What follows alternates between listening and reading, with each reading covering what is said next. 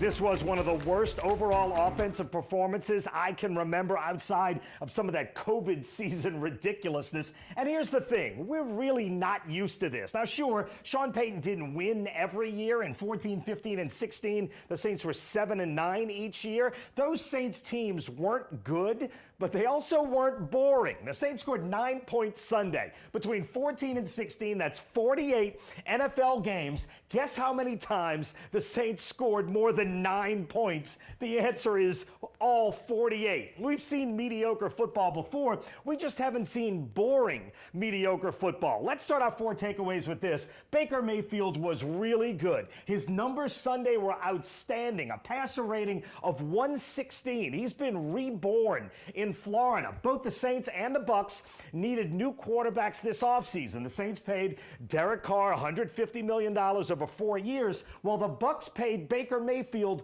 $4 million over 1 year, and right now, Mayfield is putting up way better numbers. Carr is the 26th rated passer in the NFL right now. Baker Mayfield is 8th. Now look, I would have never argued the Saints should sign Baker Mayfield, but Tampa Bay did. They took a chance, and so far, that move has paid off for them in a big way. And number 3, and to me this is the crux of the entire ball game, Derek Carr should not have played. And I know hindsight is perfect, but Carr's injured shoulder clearly had a major impact not only on his performance, but on the Saints' game plan. After Derek Carr hurt his shoulder in Green Bay, I did a story with an orthopedic surgeon, Dr. Jason Rowling, about the injury. Dr. Rowling said if the shoulder was still problematic, it would manifest itself in 2 ways. He said Carr would lose velocity and accuracy. In this game, it was obvious the Saints had a plan to throw the ball short, quickly to the outsides. And when Derek Carr tried to go upfield, he did not have his usual velocity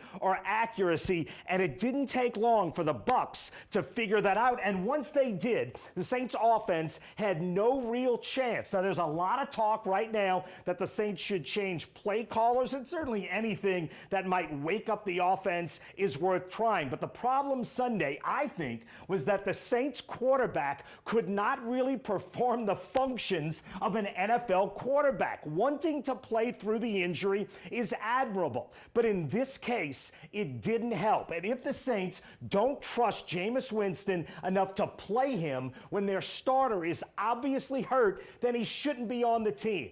Now, we didn't know this until the game was over, but I think the decision to play an injured Derek Carr doomed the Saints before the game started. Now, at number 2, one bright spot, because it's my nature to find a bright spot. 2 defensive linemen stood out for me. That's Carl Granderson and Brian Brzee. They have both shown really positive flashes so far this season. Granderson's numbers Sunday don't show how active he was, and Brzee absolutely looks like the real deal. He had a sack and 3 tackles for loss. This was not the defense's best day overall, but I still believe that group, the Saints defense, can be really good. And at number 1, it's a long season, 17 games.